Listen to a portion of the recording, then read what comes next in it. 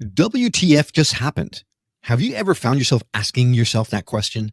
Well, today's guest has. In fact, she does that on a regular basis while diving into evidence of the afterlife and psychic mediums as an atheist.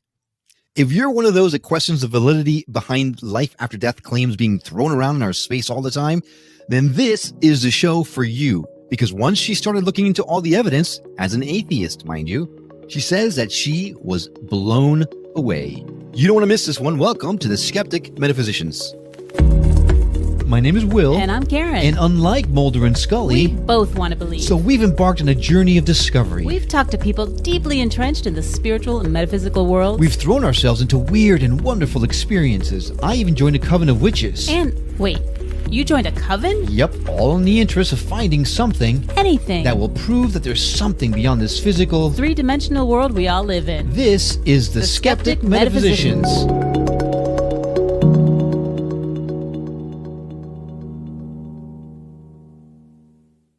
Well, Liz Entin began examining evidence of an afterlife and anything paranormal in 2015 following the passing of her father. Well, while she was still considers herself skeptical and an atheist, the evidence that she found just blew her away.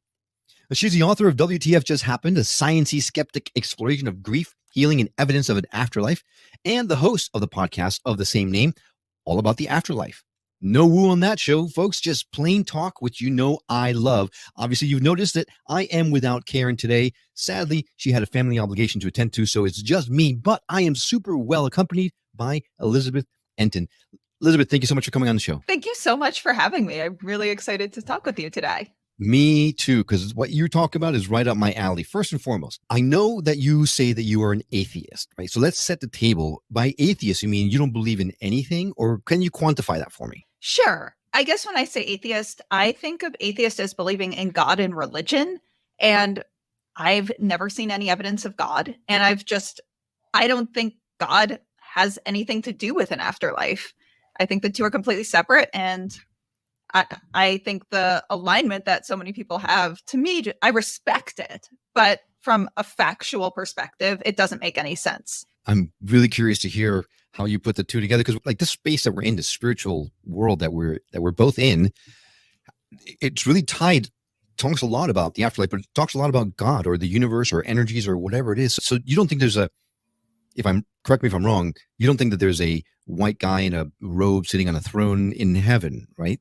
So I would find that probably the least likely explanation of everything that could happen. Yeah, Am I going to say factually? But to me, I can't think of anything less likely. All right. So then what, and I'm sorry, we're deviating a little bit, but then what is your thought? Like what is God for you, if anything? Nothing. I mean, I have researched a lot of the studies done on afterlife, survival of consciousness, non-local consciousness. And I just don't see how I think it's more of a physics-based answer that in some form that we don't know yet, similar probably to how the cloud works, ideally something along the lines of the Large Hadron Collider, significantly more advanced, will be able to figure out what the substance is, but that our consciousness is not created by brain, but downloaded by a brain and continues in some form that is much more answered by particle physics than some singular moral consciousness that somewhat resembles a human that, according to religion, has questionable morals anyway, and that created all this. It just seems just irrelevant to the topic. And there's just a ton of data that our consciousness is non-local and downloaded. And to me, that question has nothing to do with, is there one singular huge consciousness that created it? So it's just... Okay, so really, I didn't mean to make this into a conversation about religion or anything like that, or the meaning of God, but the question has to be asked. Do you then, some people believe that maybe we are all parts of God, right? I don't want to hesitate to use that word in your presence, and when we die, when we pass on, we reconnect, we become one once again. So then my question would be, first, two questions. One, is that your thought process? And if so, then what is it that we join up with? Okay, so first, no, my thought process is not that at all. Okay. It was just, I'd go into my original thought that even got me down this path, obviously, aside from grief, was at this point, I thought consciousness was created by our brain neurons. And this will lead into answering your question. No worries. So if that happened once to create a me or to create my dad, why could it not happen again? Not necessarily me again, not related to karma, but just another set of brain neurons coincidentally creating another human, and it would get to be something I would experience, not as Liz, but just being somebody else, as if you guys have the experience of being another person. And to me, the only other thought I thought was possible at that point was complete obliteration. So even though I wouldn't have any memories of my life, it was better than never having an experience of consciousness again. Part two of my thought was, is there any possibility in any way, shape, or form that some of the memories have carried over? So I Googled that. I found researchers at the University of Virginia, Dr. Jim Tucker, and his mentor, who's since passed away, Dr. Ian Stevenson, factually studying cases of kids with past life memories and getting accurate results after matching up with data. So my whole approach afterwards, I found Winbridge with Dr. Julie Beischel, more researchers at the University of Virginia, such as Dr. Bruce Grayson, who studied near-death experiences, and Dr. Ed Kelly and Dr. Emily Kelly, who also studies mediumship, and significantly others. So I just came from it, not is there a God, but is there any data that shows that in some way, shape, or form, we can get information, mediums can get information that's factual and accurate that they could not know by normal means, such as Googling, cold reading? And if so, if all of this is happening from accurate medium readings, cases of kids with past life memories that check out, near-death experiences, this stuff and occurrences and results are absolutely not explicable if our consciousness is created by brain neurons. And when we die, that's it. So what answers does that leave? And this data there's no answer in the explanation of consciousness created by a brain that could explain for this. I sincerely hope it's survival of consciousness. I think that's the most likely explanation. And where is it we go? I don't know. I wish I knew. Mediums will say it's just this place of complete love. I don't like the word belief, because none of this is based on belief. It's based on actual data and some personal experiences I've had, such as getting medium readings, as well as some other weird things. But we'll talk about all those, but go ahead. Oh, yeah. This is just pure data. So I don't like to have belief in anything. I'm sure I'm human. We all have beliefs. It's impossible to say I don't carry beliefs, but I try not to. And so where do we go? So maybe this is my coming in with a little bit of belief. Mediums say that when we pass away, it's all love, and then we come here to learn. I have a hard time believing that in this other dimension, it's all perfect, pure love with the conflict we have here. So I'm guessing they might experience it that way, if I could guess. And again, this isn't data. This is now, I am going a little into the belief realm, but my guess is they experience that, or people experience near-death experiences as all love because, like, let's say you've been traveling for a month and haven't talked to your parents or your spouse, and you reach them, you're able to call them, and you're like, oh my God, I love you so much. You're not arguing over stupid things or irritated with each other. Or you come back from I'm thinking about like the first time you go to college and you come home and see your parents, like that first day, and I'm sure there are exceptions, but overall, that first day, you just feel so like the warmth and love. So near-death experiences is the very first moment of crossing over. So that's my guess. I can totally see and hear the scientist skeptic still hiding under your words. And yet you're trying to, in your mind, make things make sense from a pragmatic point of view. And I love that, because that's been me the entire time. Up until, this show has changed some things for me. Let's just put it that way. But what I find interesting is that there's a thought that there's no way that science can explain some of these things, because our scientific instruments stop just short of being able to measure into this other realm that we apparently go to once we pass over. So really, there's no way to truly know what's out there without actually experiencing it ourselves. And yet it seems that a lot of us who are pragmatic in mindset and scientific and skeptical, we tend to try to still wrap it around some form of scientific explanation for something that may or may not have a scientific basis. To talk specifically about your love comment, that makes perfect sense, right? As you come back from a long trip and also you see your family for the first time and, oh my God, you're reminded of how much you miss them and how much you love them. And then maybe that passes, maybe it doesn't. Most of the time it passes a little bit, right? The intensity is not as strong. But then there's another school of thought that says that we are love. That is our true nature. We are love. So when we pass over, we're actually becoming who we truly are, which is love. At which point then might we experience complete love with abandon while we're out there?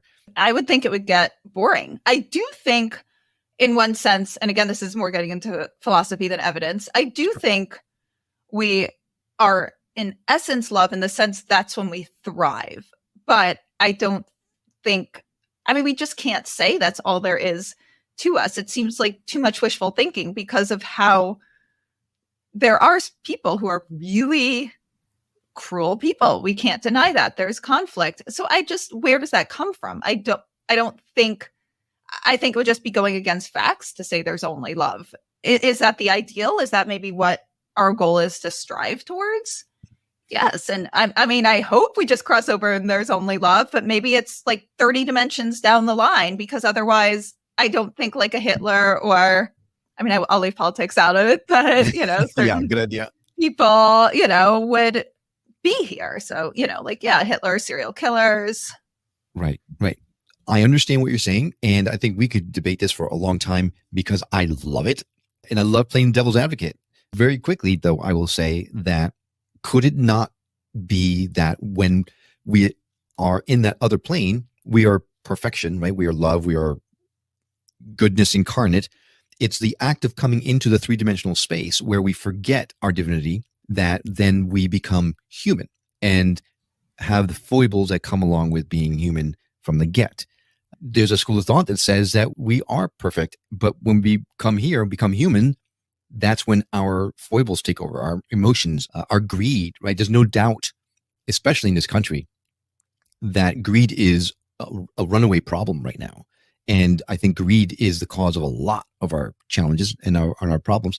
And I think that's because of the human condition, when we all just want more and more and more, right? That competitive edge we've had since we were cavemen.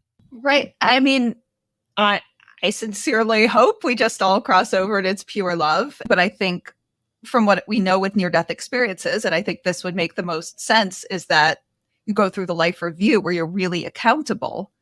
My thought that and again, philosophy, not evidence, aside from the life review, my thought that we're all just so advanced and then come here. It's kind of like, well, why come here? Maybe this is the step working towards that, but pure love. I mean, who wouldn't want that to be true? I mean, I will be really happy if that's the case. Right. But my guess is maybe we're much more advanced than what we are here. And it's the next step. But I still do think there's some form of progress. I mean, you look at a 2-year-old and they have a fight and they're screaming at each other, and like someone takes the 2-year-old's toy and they throw like sand in the sandbox in the other's face.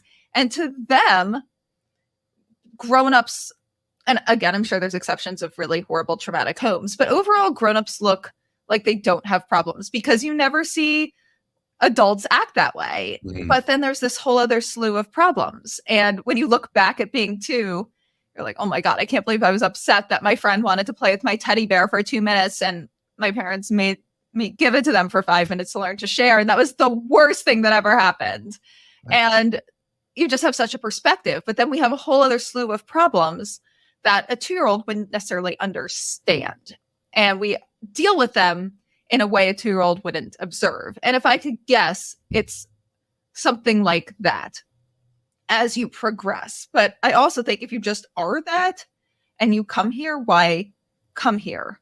Although I definitely don't think it's like, I think evil is more complex than just evil, but I do think there are evil energies probably I don't know, but I have a hard time believing it's just love and then only just human that makes some things horrible. I think we have to look at the facts that there is a lot of horrible and a lot of good, and both are true. And what is the source? We don't know yet, but I do think we have an innate drive to move towards love and good. I mean, feeling anger and hatred, and it's a horrible feeling. We don't, but I mean, this is such a complicated philosophy. This is all just kind of playing with ideas. I can't say absolutely. I know any of this. And that's really what we're doing here, right? I love the debate, over dinner, over coffee, over a drink, trying to be devil's advocate and trying to look at it in a philosophical point of view from different perspectives. This is all great. But I do want to talk specifically about you and how you got into this space, because the death of a loved one is always incredibly traumatic, and some people handle it in different ways. You ran in the direction of, is there life after death? Because I assume you wanted to make contact in some way, where others might have just, oh, well, he's gone and moved on to life. You dove into it in a very sincere way. So I want to hear about that before we move forward. Yeah, there's two tiers, I think, to that. First, just the innate, shattering grief and just that moment of desperation. Actually, even before I thought of and found the research of Dr. Jim Tucker, my immediate thought was, is there a way to turn back time? Since I started reading about Einstein's theory of time relativity, and so much of science fiction has ended up coming true. Is there some scientific way to turn back time? And, one day in 5,000 years, someone will know to go back and get my dad at this day when medicine is significantly better. And so that was just the very first thought. I didn't necessarily think it was practical, but it was sort of the only place I knew to go to. Sure. And so from there, I was so fascinated by what I discovered about the relativity of time, and just our universe is all significantly different than we perceive. And then finding the research of Dr. Jim Tucker, and it became a combination of this desperation to see my dad again and not just think he was obliterated, facing my own mortality and other one's mortality, and just this mind-blown fascination. If you have never, ever thought something like an afterlife was possible, aside from, I guess, when I was very little, my parents told me some cute story of heaven, and I was a little older, and they're like, oh yeah, that was you can think of that like Santa Claus and the Easter Bunny pretty much, that was obviously what you tell a child about death. And just, it was both, if this was to be true, this was the most remarkable thing I could imagine in terms of happiness. It would be unfathomable, and it just, some existential dread would change. And scientifically, just the most fascinating thing. Think about when you're a child and you have, I guess, this fantasy of finding a hidden door to a whole new secret world. It's this is existing. This is the most amazing scientific breakthrough. The only thing that I could imagine equating that would be opening a door and walking into a room and seeing colors I'd never seen before, or finding out you can space travel to a new galaxy with different species, not even our solar system, a whole new galaxy. And just, it had that level of fascination, as well as, a realistic hope. I could see my dad and could continue living myself. So that was what just propelled me. And I can go more into what I learned and experienced if you'd like. Yeah, no, we're definitely going to do that. Just to clarify, your dad passed away from medical complications? Yes. Yeah, he had a stroke. Gotcha. Yep. When you mentioned someone traveling back in time and getting the medicine he needed to make himself better, I wanted to clarify that. I assumed that the way that you researched whether there was life after death was by reaching out to psychic mediums and things like that to see if you can make contact. Were you able, let's just jump to the spoiler, were you able to make contact with your dad? I'm pretty sure I did, yes. And well, there you go. Yeah, after doing the research, it took me reading multiple studies and books and up to quintuple blinded studies on mediumship and taking some classes at the Rhine Education Center and all this logical science and reading it before I was like, maybe this might sound crazy, but maybe I'll go get a medium reading. And go to some medium workshops. And my very first reading, she knew stuff she could not have known. And I hide my identity. I wasn't like, hi, I'm Elizabeth Entin. Here's my credit card. Here's my email and phone number. Like, here's my birth date. Yes, exactly. I'm like, you're getting none of that. And she was amazing. And I was like, what the fuck? Like, I just saw someone in front of my face defy the laws of the universe. It was like I had chills. She brought in my dad, my grandma, my cat. I was just like, wow, amazed. And I just remember leaving and turning to my mom, who I made come out with me, but she went into a different room. She wouldn't come in. She thinks this is all crazy. But I just turned to her and I was like, oh my God, I think this is real. And from there, I was just so amazed. I'm like, I have to see this again. So I started getting other medium readings, and it was across the board. Like, I had quite a few where I think they were very honest-hearted, but not very accurate. I had a couple that I was like, they are completely full of shit and they know it. And and then I had more that I was just like, they could not have known this. And it's so profound. It's just like, like getting to travel intergalactically, getting to jump into another dimension of string theory. It's just, I almost don't have the words for how profound it was. Yeah. Now, have you had any experience with the organization that studies near-death experiences? Oh, yeah. I've read a lot. I've gone to some of their Zoom talks, especially when we were all in quarantine. I think really highly of them. Great. So, because there are a lot of scientifically minded people in that organization, which is great. Then you have the people who are just full on in the woo. And I find it really interesting to see the dynamic between that whole group when they're in the same room together.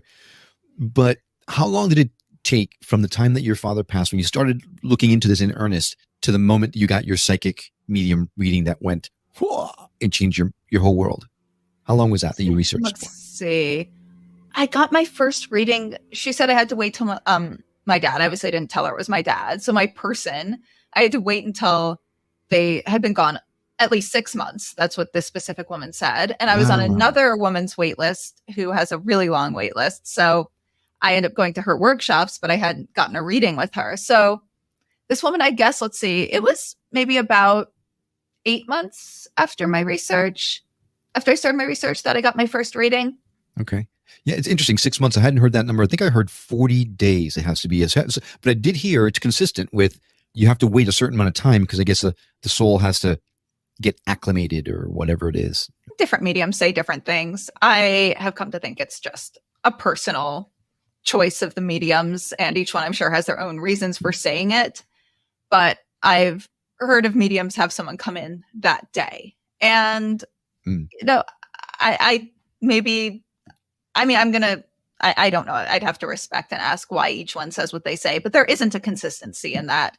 I have heard some say they will say that because they just, having someone that early in grief, they don't feel comfortable with. They feel the person needs to process. They feel it could be dangerous for them psychologically. Like, they're not therapists. They feel they don't want to take them on that early, but each one. So some of them it's ethics. Some of them, maybe the way their vibrations work, they can't connect until 6 months. I don't specifically know for each of them, but they all have different reasons. It's interesting to hear you talk because you are very pragmatic in lots of different ways. And you just talked about different vibrations that different people have that doesn't really fit into that box. So I'm fascinated. In the time between 2015 that your dad passed and now it's almost 10 years. Have you seen a progression of change in you as you go? Are you starting to lean more towards maybe some more woo material, or are you very much sticking to this is scientific and there's nothing that can change my mind? I guess you can say I'm leaning more towards what people could call woo, but with a non-woo approach. I guess I'll go to things have happened that would be defined as woo, but I think in the end, everything's science. Science just explains the facts of how things work. So I think this happened. There's a quote actually by Dr. Ian Stevenson. I'm not saying it's true. I'm just saying it happened. So these things are happening, and I think when you get into woo, there's using somewhat of unrelatable words and an acceptance that of just belief, and you're not trying to get data. So I will say this happened. I don't know what to say about it, and this aspect verified it. This was just a weird thing that happened that wasn't verifiable. I would like to try to verify it more. And putting it all together using factual language, like an example, just quickly, let's say you take an out-of-body experience and someone goes out, and to me, the word vibration isn't so woo because it's literally a physical experience. And even string theory will talk. Yeah. Mm-hmm. So when I've tried to do out-of-body exercises, I will feel waves and what is literally vibrations. Like what would be used a vibration if you took you stood on a vibrating plate, which is one of the gym classes I go to, and I'll feel them a few feet above my body.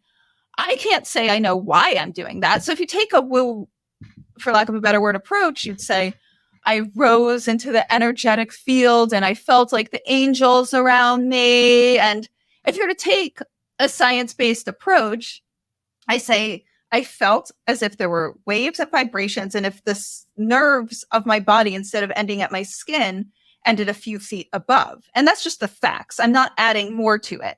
So what's the next step? The next step is to try to get better and see if I can go verify something. If it really is out of body, can I actually start to get senses and physiological senses like eyesight and smell? And some people have, and they report back then with facts that they were able to verify. So that is the next step. So I just try to report only the facts and not draw conclusions beyond what I can get from actual facts. Sure. Makes perfect sense. So I got to ask the question, have you yourself been able to leave your body? I don't know. So is that leaving my body when I feel sensations a few feet above? Maybe. I've had dreams of going to places that were then verified. But what is that? Is that leaving my body? Is that remote viewing? Which I guess out-of-body experiences, OBEs versus remote viewing, could be described as I come over to your place and I say, oh, you have that blue cup on your table, versus we're here on video, which would more be remote viewing. Oh, I see that blue cup on your table. We don't know enough how it works. Was I out of body? Was I remote viewing? Was I psychically reading somebody and then saw what they saw? I don't know. But some people will say they've gone out of body, and I will believe them when they have been able to verify it, where they felt they were out of body, they felt sensations, they visited somebody and or a place and came back with information about that person or place. And other people have even verified and said, oh, maybe they visit someone who's a medium and they'll say, oh, I saw you were out of body at this time, and something corroborates. So then I've got to bring it back to something you said earlier. It's fascinating to think about it. Is it something that someone psychically or whatever, ESP wise, telepathy, receive that information from you and then you spit it out saying this, that, whatever? Could the psychic medium, instead of actual having contact with your dearly departed dad, gotten the information from you psychically, and that's what you heard? That is one of the big questions. Dr. Julie Beischel, I have a few responses to this. First of all, there's actual studies done by Winbridge to test for just that. And for example, one of the ways they do highly blinded readings, where the sitter goes and takes down all the information. The sitter's the one who the medium's giving the information to. And the sitter doesn't actually know, I guess they're called a proxy sitter. They actually don't know who the reading is for. It's one of the experimenters out of, I don't know what pool, or volunteer experimenters. And so how could the medium be reading the mind of that sitter? So then, you can look at Winbridge for all the details, but essentially the person they're giving the information to does not know. Then there's another part where mediums have given me information I thought was wrong and said no, and clarified with somebody else. One of my friends who's a medium, this was early in our friendship, so she didn't know much about me. My uncle had recently passed. I purposely did not tell her that. And I'd always thought he was over 6 feet. He was under 6 feet and really angry about it. But I was never told that. I didn't even know, because I guess he was really angry when he was young and my parents were older parents. So like by the time he was old or middle age, when I was born, he wasn't talking about it anymore. But she kept saying, he's just under 6 feet. And I kept saying no. And it was true. And that's not the only bit of information. And this has come up repeatedly in research. Now, another part of this is mediums. I've got to trust them at this point. Ones who've passed scientific studies, ones I know. I mean, I wouldn't go on this alone, but they say it feels completely different. They'll describe it in different ways. And now there's one medium who even says she sees psychic information on one. She like sees a screen and sees psychic information on the left and mediumship on the right. I might have reversed it, but she's also studied highly by scientists. She's had her brain scanned, and the brain activity in psychic versus medium shows up differently. That's fascinating. That's amazing. Absolutely insane, right?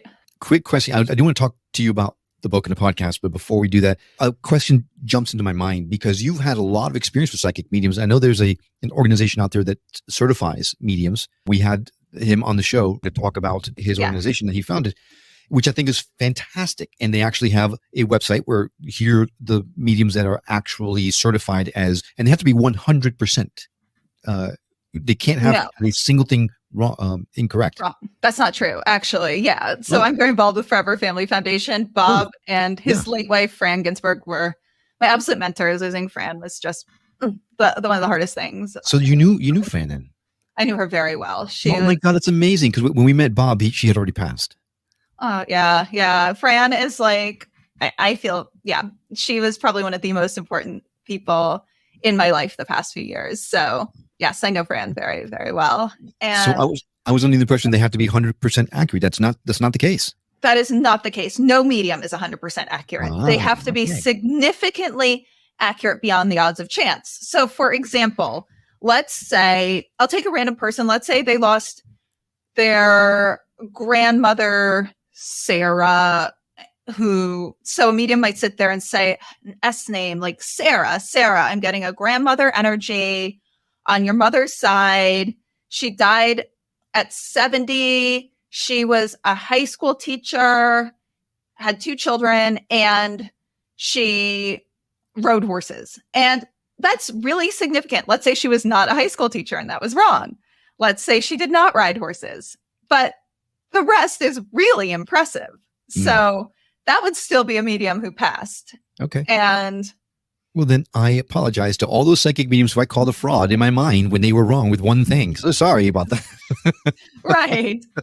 But if they're getting most wrong, or if mediums are getting everything right, but it's general, like you have a 30-year-old sitting in front of you and you're like, you've had a lot of loss. Like you don't have any living great grandparents. Am I right? And, I see that your great grandmother, they sort of were in like that traditional role, and your great grandfather was too, like the male, female, and they had a lot of children. Like there's things that just can be very general, generation based. And some of those mediums might be frauds. They might be really genuine hearted and just get very general information and maybe just haven't pushed themselves to be evidential because maybe their clients haven't required it, or maybe they're just, things are popping. Like I've taken mediumship classes and I have sat with people and given them readings, and information is coming into my head that's really logical because I'm doing the assignment. I'm told to say what comes into my head, and I know it's coming logically, and I'm trying to be right to do the assignment because I'm there. And the person, depending who, some are either maybe they're very believy, or I'm in the class with them and they're trying to be respectful and they're like, no, you're good. You're getting everything right. I'm like, right. But of course I am, because there's just certain things any person can deduce. Right. Sure. So then do you think that the only way to make sure you don't get swindled by a psychic medium who's just full of shit is to just not give them any information at all, to be a complete blank slate? Or are there other ways that you can make sure that doesn't happen to you? I think it's a fine line. In the beginning, I was just like, give nothing. I think it's a fine line. I think take protocols, hide your identity as much as you can. And when you're sitting there, I mean, you have to let them lead a little bit, but you can afterwards be like, oh, you're like bullshit. But I think if they come in and the first thing they say it really it is a fine line, because I did it too much of like not say anything in the beginning. And scientific studies, like, again, if you read like the research studies, like Dr. Julie Beischel, you literally give nothing. But, you know, when you're getting a reading, it's a fine line, don't give them more than they ask for. If they're like, I'm getting like a T name, don't be like, oh my God, that's my brother. I can't believe he's here. And I miss him so much. We were twins. Don't do that. Say yes. And then if they ask for a little more, if they're like, oh, I'm just not getting I'm getting he's your generation, but not more than that.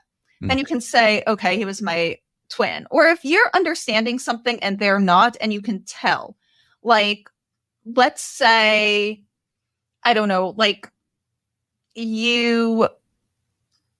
okay, so I'm giving a little of my own evidence here, but okay. Like I got a few readings in the beginning where they're like, was your dad either hurt in a fire, or was he a fireman? Who's the fireman? Why am I hearing fire? Fire Island was really important in our family as a child. So maybe they're seeing a fire, because you are working with humans. So my dad would be like, fire, tell her Fire Island, fire. So they're just seeing fire, because Fire Island isn't any place they've ever heard of or been, let's say. So they're saying, so he's giving them, because it's not as good as speaking on the phone. It's just not. If it was, we wouldn't be questioning and studying. If there was an afterlife, we would know. Right. So if you just sit there and are so literal that you say no, then you're not going to get more. But if you say, in that situation, I would say, yeah, there's something, I'd be like, not exactly, but fire makes sense. Can you give me a little more? And if they're like, oh, I can't, can you give me some more? Then and then I'd say Fire Island is where I went in the summers. And maybe suddenly they're like, oh my God, yes, that's it. That feels right. And I believe they say that feels right because they're certified by Forever Family or Windbridge.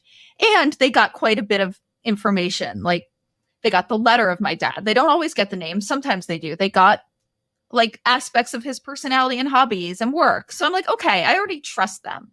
Right. And so then if I say, yes, it was Fire Island, my reading's going to be that much better, because they're like, oh, that makes so much sense. Let's see if we can go further with that. And maybe they get a specific memory from that.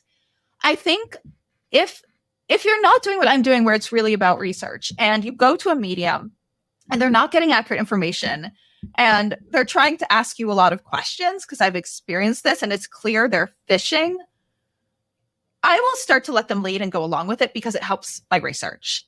If I really just wanted this reading for itself and I wasn't getting readings regularly and exploring, you have a right to say, don't wait like 40 minutes in, but after like 5 or 10 minutes, if everything you're saying is no, an ethical medium will say, and this has happened to me, I'm so sorry, I'm not getting the information that you need. I'm not connecting. We can end this now and I'll refund you. Or you can come back in like a month and we'll see if it's better. So it's all a balance. I think the way to prevent getting swindled, don't give your information up front. Don't make it Googleable. Then once you're there, it's refined, and just don't pour out. Just try to say yes, no, or maybe until there's a reason to say anything more than that.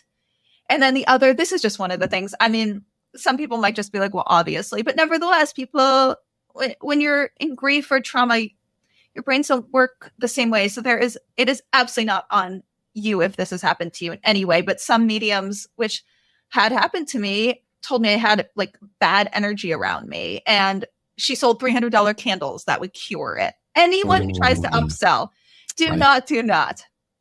That doesn't mean if you're like, oh, I would love to try a psychic reading again, then, or another reading or something. Yeah, you're going to have to pay for another service, but they don't try to sell up any upsell.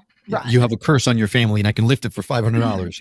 Yeah. Exactly. Yeah. So I do want to talk to you about your book and your podcast. WTF Just Happened. Yes. Was the book first or was the podcast first? Which came first, chicken or the egg?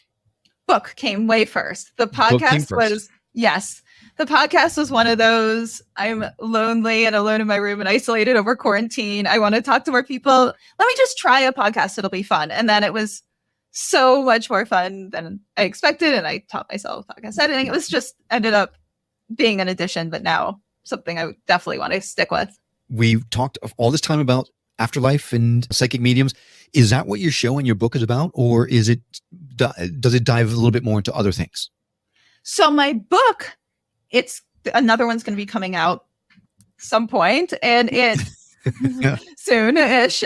So my book, which I'll explain why I said that. So my book starts with from when my father first got really sick to about maybe like 2 to 3 years after, and all the research I had done and my experiences then. It doesn't start with mediums. It starts with like the research of Dr. Jim Tucker. And it starts with kind of how I'm like, oh my God, what the fuck? Like there actually seems to be some evidence, but there has to be a catch. And it starts with how I keep going further and further with this, and then start meeting the people.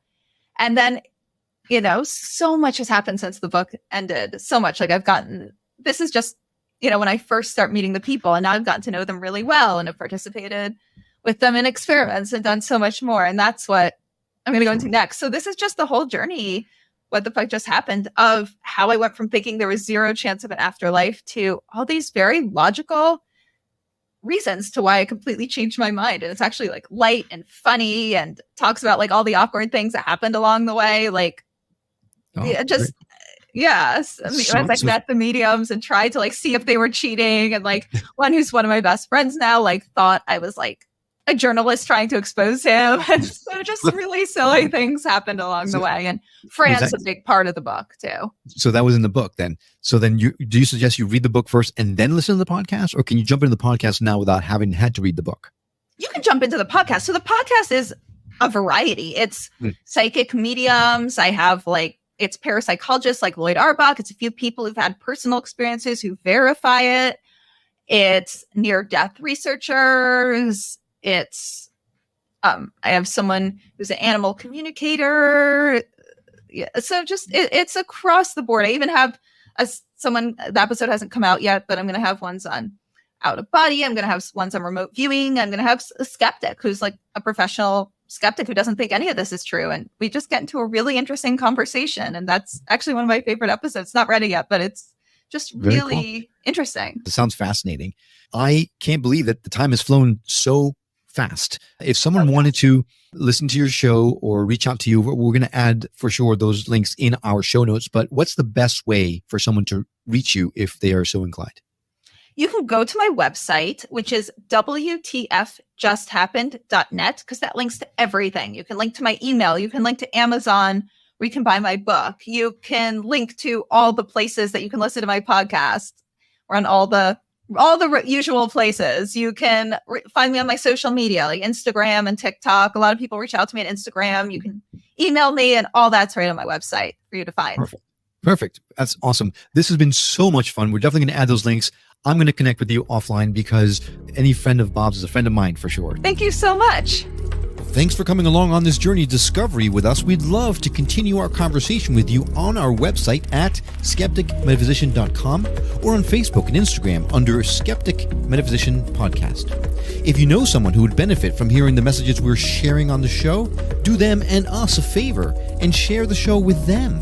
It will help get the word out about us, and it may just change someone's life for the better. And if you're listening to this on the radio and you missed something, well, not to worry. All of our shows, including this one, can be found at skepticmetaphysician.com, where you can also watch the videos or even send us an email or voicemail directly from the site. We absolutely love feedback and would appreciate hearing from you. I hope you've enjoyed this episode as much as we have. That's all for now. We'll see you on the next episode of The Skeptic Metaphysicians. Until then, take care.